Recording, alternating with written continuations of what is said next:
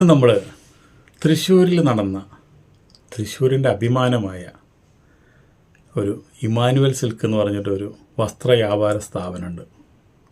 വർഷങ്ങളുടെ പഴക്കമുള്ളതാണ് ആ വസ്ത്ര വ്യാപാര സ്ഥാപനം. ആ സ്ഥാപനം നശിച്ച് നാറാണക്കല്ല് പറിക്കാനായിട്ട് കാരണം ഷാരൂഖ് ഖാനാണോ, മമ്മൂട്ടിയാണോ, അത് മോഹൻലാലാണോ? പലർക്കും പല കാരണങ്ങളുണ്ട്. ചിലർ വിചാരിക്കും ഷാരൂഖ് ഖാൻ വന്ന് 2 കോടി രൂപ ഉദ്ഘാടനത്തിന് വാങ്ങിച്ചു പോയ കാരണമാണ്. ഇവിടെ തൃശ്ശൂർ, അത് എറണാകുളത്ത്, തൃശ്ശൂർ മമ്മൂട്ടിയും മോഹൻലാലും കൂടി സംയുക്തമായിട്ടാണ് ഉദ്ഘാടനം കഴിച്ചത്. അന്നിവിടെ ഒരു തൃശ്ശൂർ പൂരമായിരുന്നു. മോഹൻലാലിനും മമ്മൂട്ടിനും ഒരുമിച്ച് കാണാനുള്ള തൃശ്ശൂർക്കാർക്കുള്ളൊരു ആവേശം. എറണാകുളത്തുനിന്നും പാലക്കാടെന്നും മലപ്പുറത്തുനിന്നൊക്കെ ആൾക്കാർ വണ്ടിയിൽ വന്നിട്ടാണ് ഇവിടെ തൃശ്ശൂർ പൂരം കാണാനാണ് അങ്ങനെയൊക്കെ ആൾക്കാർ വരാറ്. അവർ പോലും ഇവിടെ വന്നിട്ട് ഈ ഉദ്ഘാടനം കണ്ടിട്ടുണ്ട്. ഉദ്ഘാടന മഹാമഹം എന്ന് വേണമെങ്കിൽ പറയാം. ഇമാനുവൽ സിൽക്കിലെ അവർ സഹോദരങ്ങളാണ്. അവരെന്താണെന്ന് വെച്ചിട്ടുണ്ടെങ്കിൽ അവർ ജയ്ഹിന്ദ് മാർക്കറ്റിലെ അവർ ഹോൾസെയിൽ ബിസിനസ്സാണ് അവർക്ക് പണ്ട് മുതലേ വസ്ത്രവ്യാപാരമാണ്. അപ്പോൾ ആ ഒരു ജയ്ഹിന്ദ് മാർക്കറ്റിൽ നിന്ന് തുടങ്ങിയതാണ് അവർക്ക് ഈ ചൈതയാത്ര. അവർ ലാസ്റ്റ് റീറ്റെയിലിൽ ഇറങ്ങിയതാണ് ഈ നമ്മുടെ തൃശ്ശൂരിലെ വലിയ കടയായ നമ്മുടെ ഇമാനുവൽ സിൽക്ക്. ആ ഉദ്ഘാടനം എന്ന് പറഞ്ഞു കഴിഞ്ഞാൽ അതൊരു ഒന്നൊന്നര ഉദ്ഘാടനമാണ്. ഞെട്ടിപ്പോയി. കല്യാൺ വസ്ത്രാലയ, അതുപോലെ തന്നെ പുളിമൂട്ടിൽ, ഇങ്ങനെ കുറേ സ്ഥാപനങ്ങളുടെ തൃശ്ശൂരുണ്ട്. അവരൊക്കെ ഞെട്ടിപ്പോയി ഈ ഉദ്ഘാടനം കണ്ടിട്ടും ഇവിടുത്തെ മറ്റുള്ള ജനങ്ങളുടെ ഒഴുക്ക് കണ്ടിട്ടും. നല്ല തിരക്കാടുന്ന് അവിടെ, കംപ്ലീറ്റ് ഫുള്ളാണ്. അത് വലിയ നിലയിലാണ് അത് കിടക്കുന്നത്. അങ്ങനെ അവരെന്തുണ്ടായി വെച്ചാൽ ഇതിനേക്കാളും ഇന്ത്യയിലെ ഏറ്റവും വലിയ ഷോറൂം തുറക്കണം. അതായിരുന്നു പിന്നെ അവരടുത്ത ആ സഹോദരങ്ങളുടെ അടുത്ത ഒരു ഉദ്ദേശം അതായിരുന്നു. അത് വെച്ചിട്ട് അവരെന്ത് ചെയ്തു, നമ്മുടെ ഇടപ്പള്ളിയിൽ ഇപ്പോൾ ഹൈവേയുടെ അടുത്ത് അവരൊരു സ്ഥലം കണ്ടെത്തി. അവിടെ വലിയൊരു ബിൽഡിങ് കെട്ടിപ്പോക്കണം. 5 ലക്ഷം സ്ക്വയർ ഫീറ്റ് ഉള്ളൊരു വലിയൊരു ബിൽഡിങ് അവിടെ കെട്ടിപ്പുറക്കണം. അതിൻ്റെ ഉദ്ഘാടനത്തിനാണ് ഷാരൂഖ് ഖാൻ വരുന്നത്.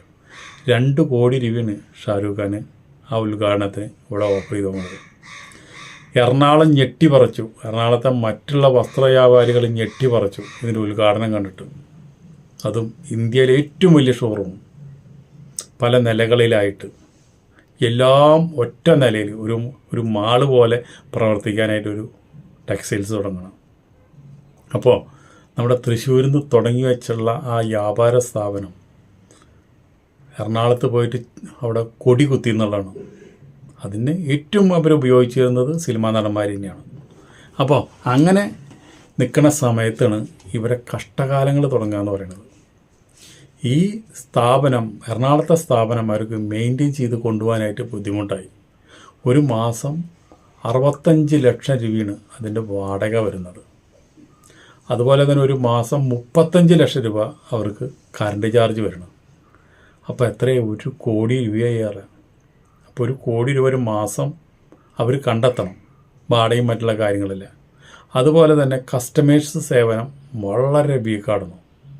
ഇവർ ഹോൾസെയിൽ വ്യാപാര രംഗത്തുനിന്ന് വന്ന കാരണം റീറ്റെയിലുള്ള അവർക്ക് അതിൻ്റെ ഒരു പിടുത്തം കിട്ടിയില്ല. അവർ പല സാധനങ്ങൾക്കും കുറഞ്ഞ സാധനങ്ങൾക്ക് വില കൂട്ടിയിട്ടും മറ്റുള്ള കാര്യങ്ങളായിട്ട് വിൽക്കാൻ തുടങ്ങി. അത് പൊതുജനങ്ങൾ പെട്ടെന്ന് വാങ്ങിച്ചാലും പിന്നെ അത് മനസ്സിലാക്കുന്നുണ്ട്, പേടിച്ചുകൊണ്ടായ വസ്ത്രങ്ങൾ. അതവർക്ക് ഭയങ്കര തിരിച്ചടിയായി. അതുകൊണ്ട് അവർക്ക് ഒരു മാസം അത് നടത്തി കൊണ്ടുപോകാനായിട്ട് ഒരുപാട് ബുദ്ധിമുട്ടുകൾ അനുഭവിക്കേണ്ടി വന്നു. ലോണിൻ്റെ മുകളിൽ ലോൺ, അങ്ങനെയുള്ള കാര്യങ്ങളൊക്കെ വീണ്ടും വന്നു തുടങ്ങി.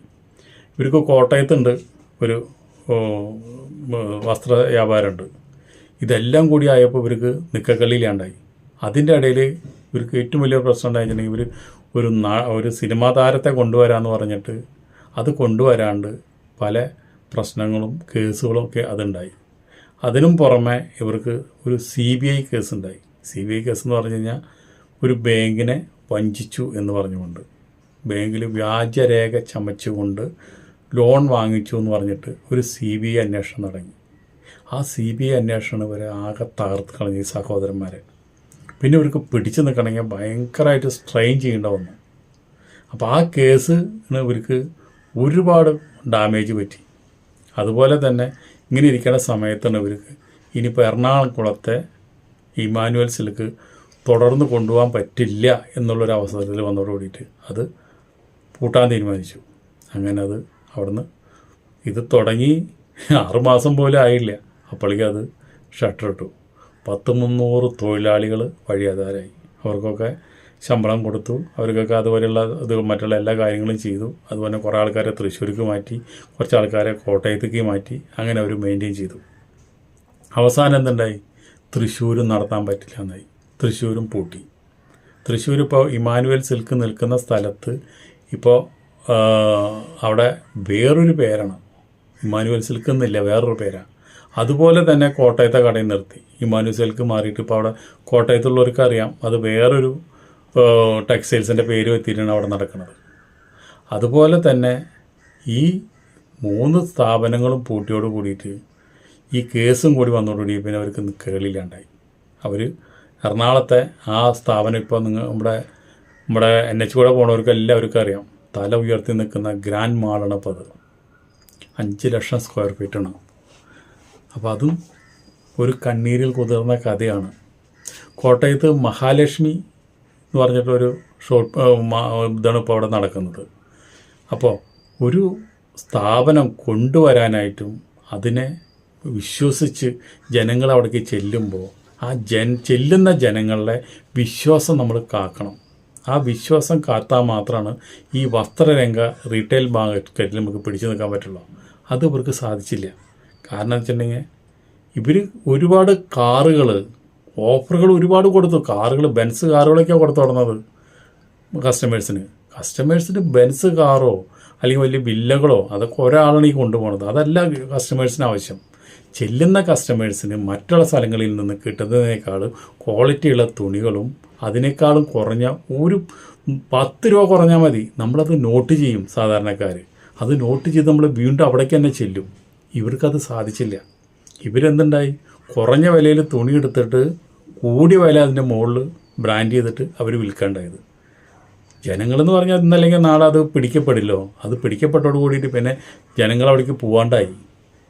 അതുപോലെ തന്നെ അവർക്ക് ഏറ്റവും വലിയൊരു അബദ്ധം വേറെയും പറ്റി. അതിന് ശേഷമാണ് ലുലു മാൾ വന്നത്. ലുലു മാൾ വന്നപ്പോൾ പിന്നെ അവിടേക്കായി ആൾക്കാരെ ഒഴുക്ക്. അപ്പോൾ അതിനും വലിയൊരു പ്രശ്നം എന്ന് വെച്ചാൽ ഇവർക്ക് KICB ഇവർക്ക് കറണ്ട് കൊടുക്കൽ കുറച്ചു. ലുലു മാളിന് കറണ്ട് കൊടുക്കണ കാരണം ഈ ഇമ്മാനുവലിനും കൂടി കറണ്ട് കൊടുക്കുമ്പോൾ ഇലക്ട്രിസിറ്റിയുടെ വലിയ താളം തെറ്റി. അപ്പോൾ എന്തുണ്ടായി? ഇമ്മാനുവൽ സിൽക്കിന് കറണ്ട് കുറച്ചാൽ കൊടുത്തുള്ളൂ. അപ്പോൾ അവർക്ക് ഒരുപാട് ജനറേറ്ററുകൾ വർക്ക് ചെയ്യേണ്ടി വന്നു. അതിൻ്റെ ലോസ് അതിനേക്കാളും വലുതായിരുന്നു. ഇതെല്ലാം കൂടി നോക്കിയപ്പോൾ വലിയൊരു വ്യാപാര സ്ഥാപനം. ഇവരാ ചെറിയ ചേട്ടനിയന്മാരൊക്കെ അവരെല്ലാവരും നല്ല മനുഷ്യരാണ്, നല്ല പെരുമാറാനും വളരെ ഡീസൻ്റാണ്, ഇത്രയും വലിയ പൈസക്കാരാണോ എന്നുള്ളൊരു അഹങ്കാരമില്ലാത്തൊരു വ്യക്തികളാണ് അവർ കുടുംബം. പക്ഷെ എന്ത് ചെയ്യാം? ബിസിനസ്സിൽ നമ്മൾക്ക് അടിപ്പതറി നമ്മളൊരു പിച്ചക്കാരനായി മാറാനായിട്ട് അധികം സമയമൊന്നും വേണ്ട. ഇപ്പോൾ ശരിക്കും പറഞ്ഞു കഴിഞ്ഞാൽ ആ ഗ്രാൻഡ് മാളൊക്കെ കാണുമ്പോൾ, അതുപോലെ നമ്മളിപ്പോൾ തൃശ്ശൂർ ഇമ്മാനുവൽ സിൽക്കൊക്കെ കാണുമ്പോൾ നമുക്ക് സങ്കടം തോന്നും. എങ്ങനെ കുതിച്ചു കയറുന്നതാണ് മമ്മൂട്ടി, മോഹൻലാൽ അവരെയൊക്കെ വന്ന് ഉദ്ഘാടനം കഴിച്ച് നല്ല നിലയിൽ നടക്കേണ്ട ഒരു സ്ഥാപനം നശിച്ച് നാറാണക്കല്ല് പറിച്ചു. ഇപ്പോഴും ഇവിടെ ജയഹിന്ദ് മാർക്കറ്റിൽ അവരെ ഹോൾസെയിൽ നടക്കുന്നുണ്ട്. അത് ഒരുപാട് പ്രശ്നത്തിൽ കൂടി തന്നെയാണ് അതും നടക്കുന്നത്. എന്തൊക്കെയാണ് ഉണ്ടാവുക നമുക്ക് അതിൻ്റെ ഭാവി കാര്യങ്ങളും മറ്റുള്ളതും നമുക്കൊന്നും അറിയില്ല.